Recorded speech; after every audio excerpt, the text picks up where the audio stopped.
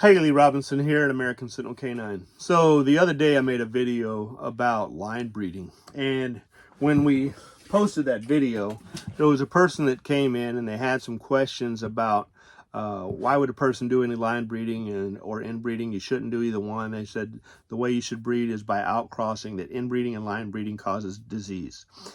Now, they said they got that information from their veterinarian. All right.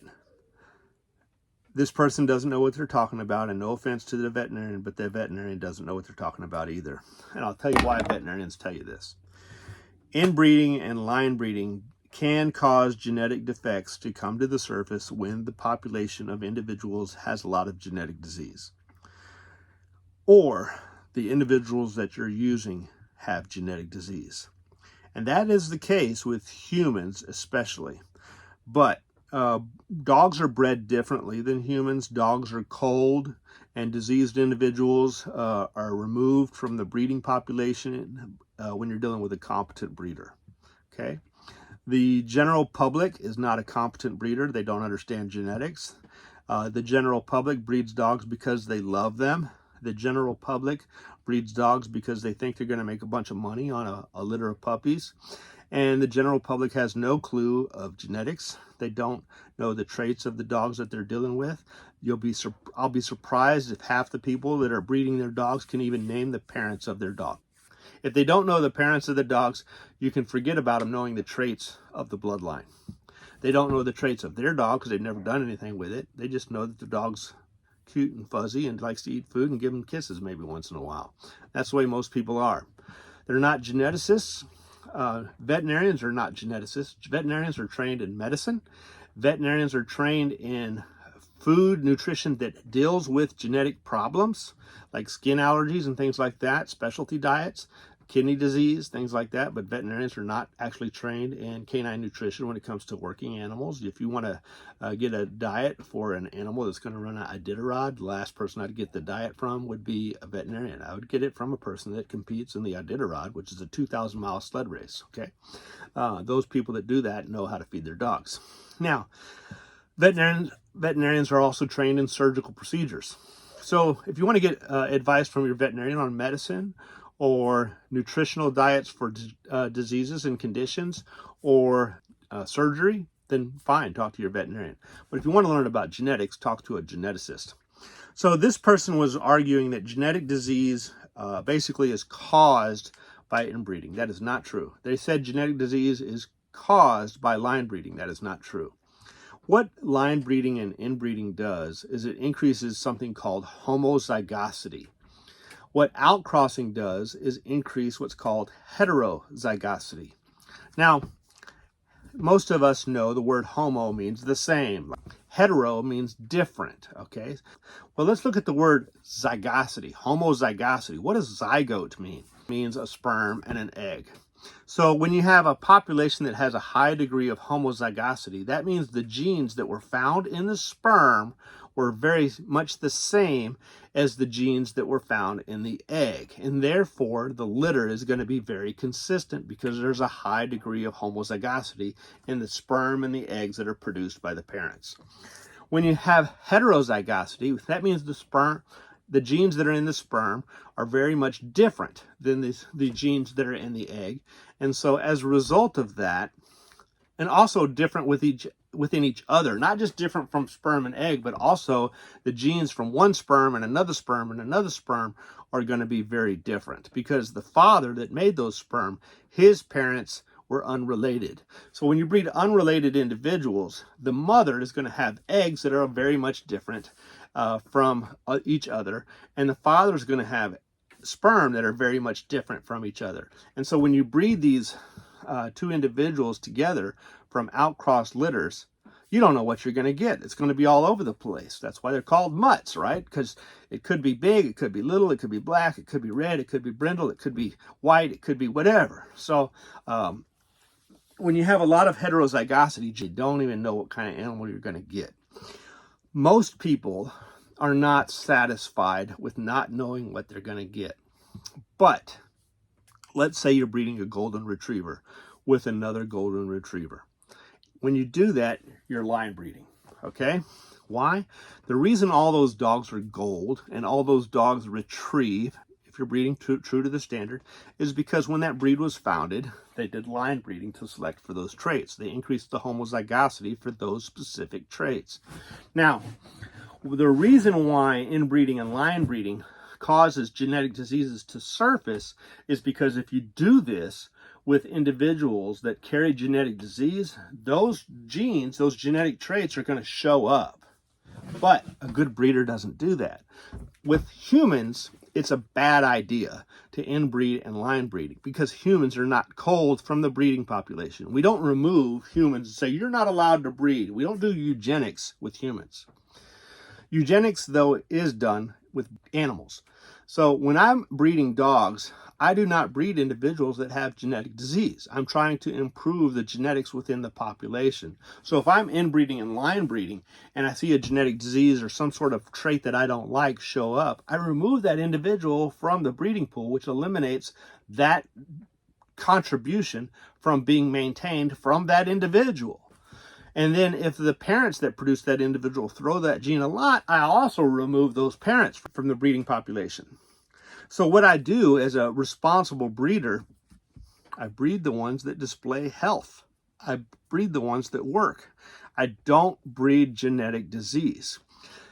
Most people don't know their own dog's parents. If you go up to a breeder and say, hey, what are the names? If you look in the paper, well, they don't even have newspapers for breeding dogs, but go on Facebook and you see dogs for sale and you call that breeder up and you're like, hey, you have some puppies. Well, what are you looking for in the dogs?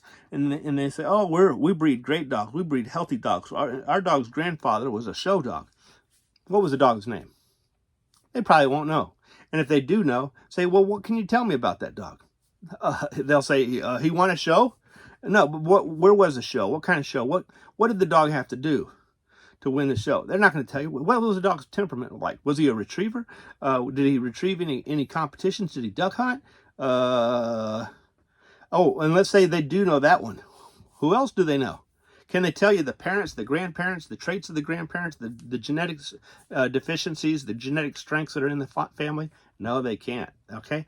They don't. 95% of breeders out there have no clue on what they're doing when it comes to genetics. And because of that, veterinarians know this, that even though they don't know genetics, they know their customer wants to breed their animal.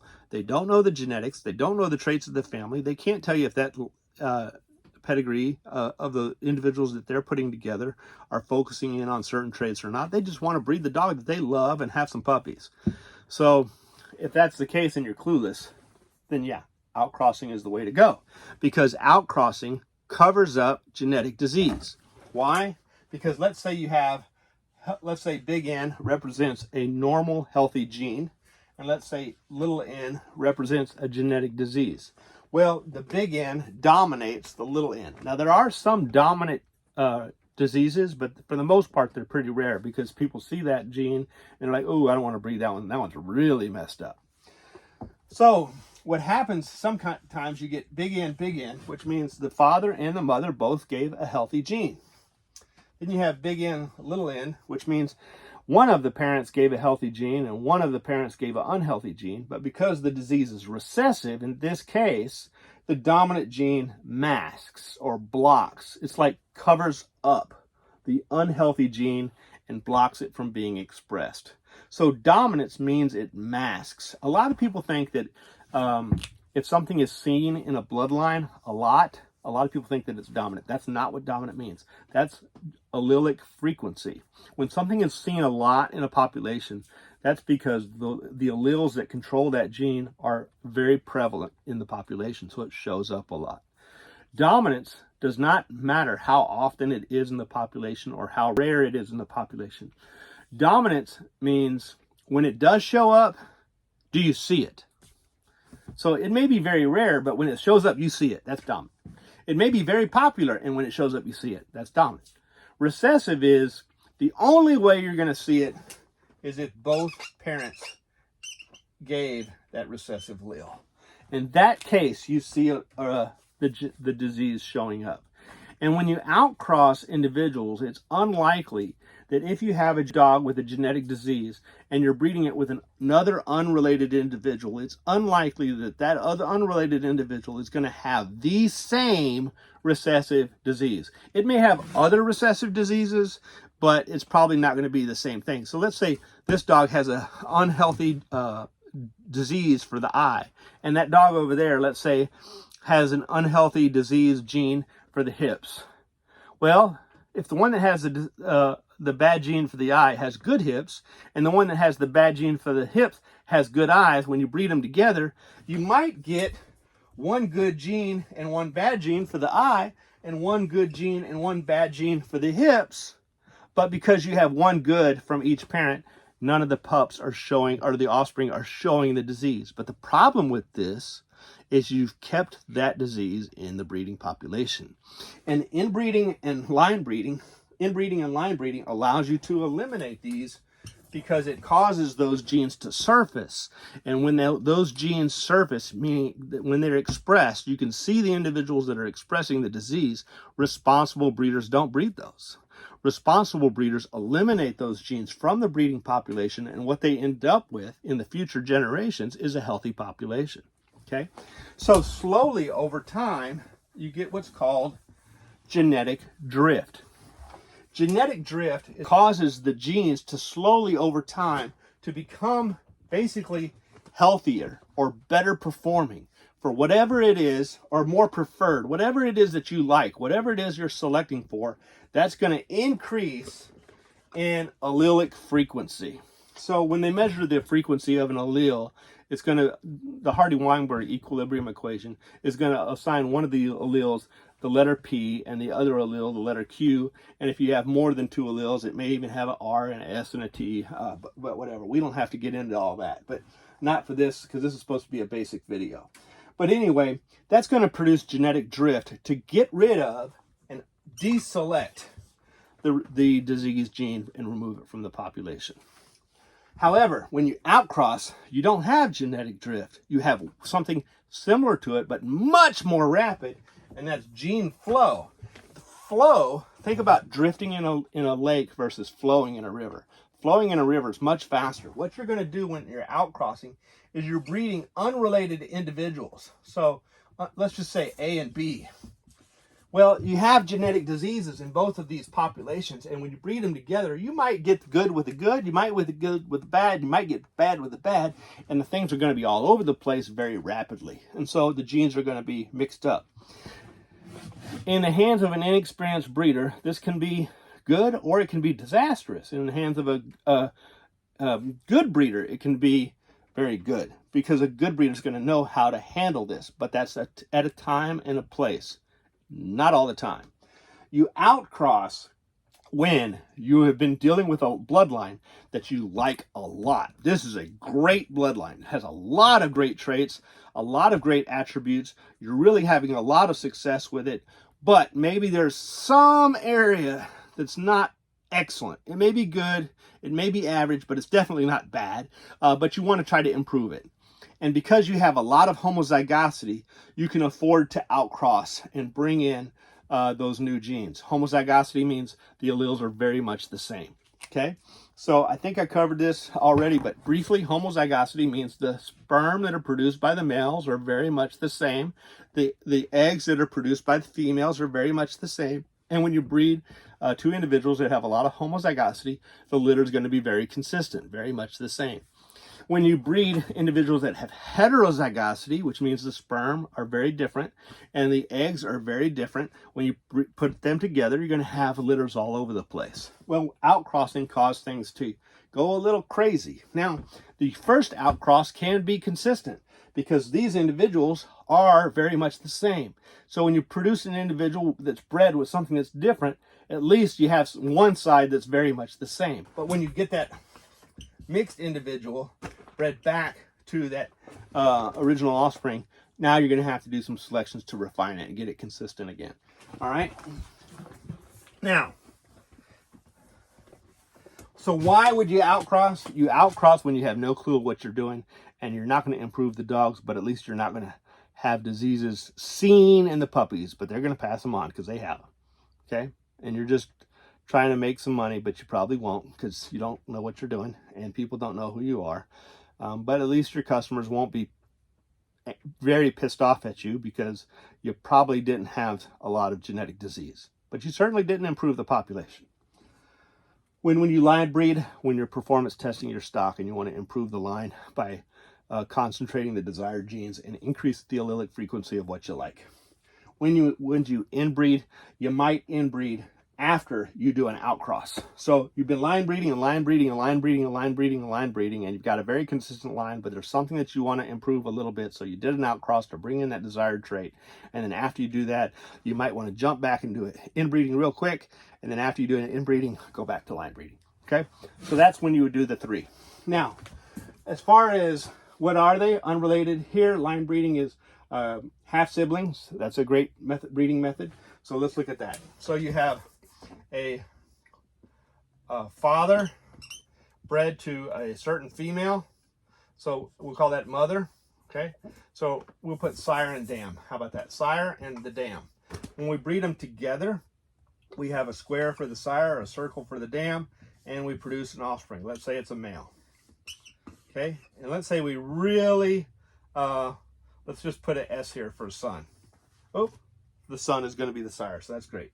Now, let's say we also bred this male to another female. We'll call this dam, we'll put this one dam 1 and that dam 2.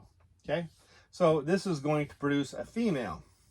So this is going to be the daughter. The son is the sire and is going to be the sire, and the daughter is going to be the dam to the next generation. So now when we produce the next generation, and this is going to be the second generation of offspring, this circle is going to represent all of the offspring. What's going to happen here is they've been doubled up on the same sire. So it's 2 times the sire. But that sire is a grandparent, and a grandparent is 1/4.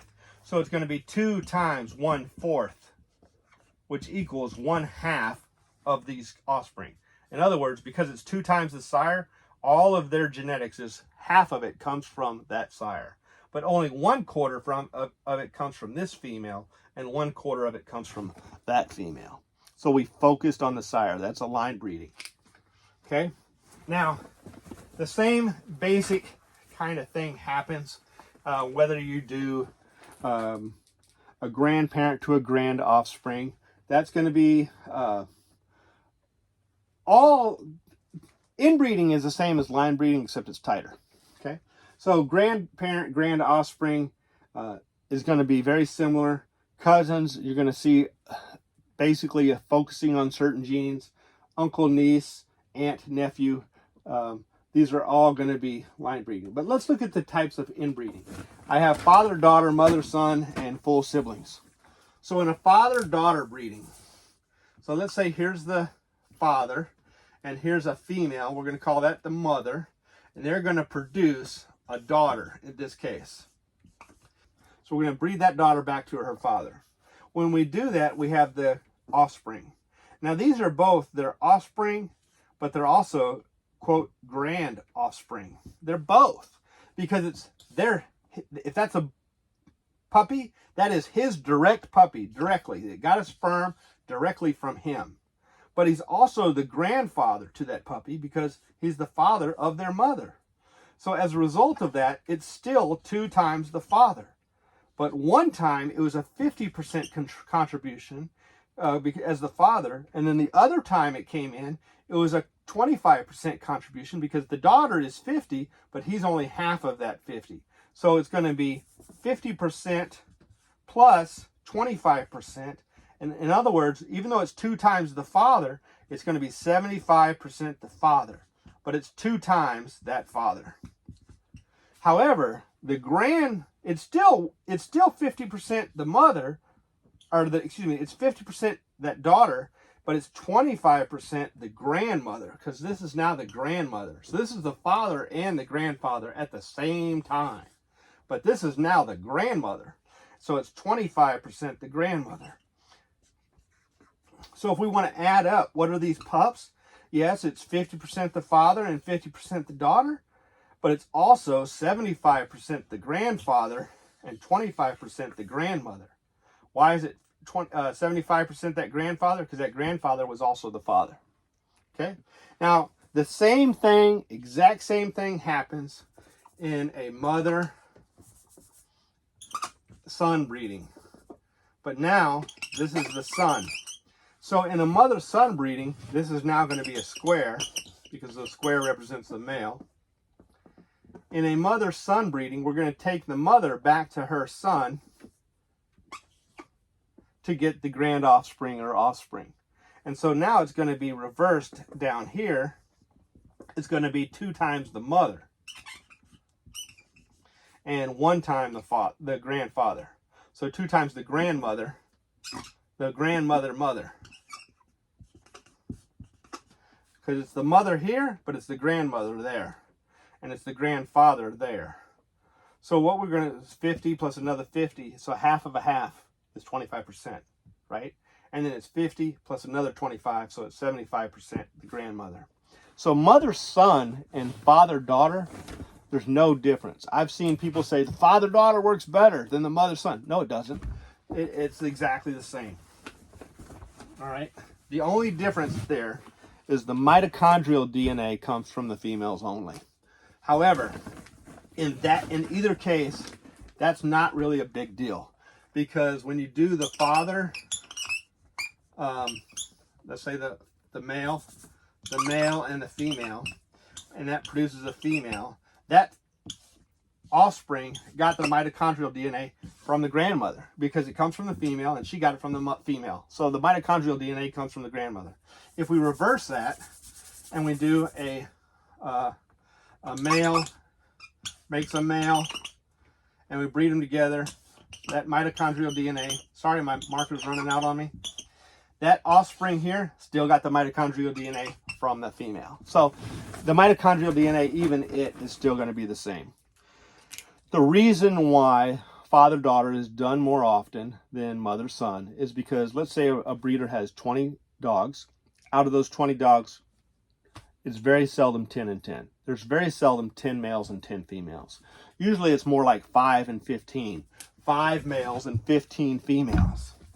So if there's 5 males and 15 females, that's because these 5 males can be bred with all 15 of these females, because these are the ones that get pregnant. The females get pregnant, the males don't. And since the males don't, you can breed 5 males to 15 females. You could breed 1 male to 15 females, okay? So as a result of that, there's an increased chance that that female is his son. So that's why father-daughter is very common. But it's not very common to have mother-son breedings, because if you only have 5 males, the chance of keeping a male from any female are lower than the chances of keeping a female from a male. So the odds of you having a mother and keeping a son is lower than you having a father that keeping a daughter. More people keep females than males, because females are the ones that get pregnant. So this is more common than this, but there's no difference on the effectiveness. Now, as far as full sibling breedings go, full sibling breedings, I've only done them a few times, and they've always worked great for me. But I've been very, very careful when I do it, because in my honest opinion, it is the least desired method. Because when you focus on a father-daughter breeding, you're doubling up on the father. There's one individual that you really, really have to know super well, because you're doubling up on him.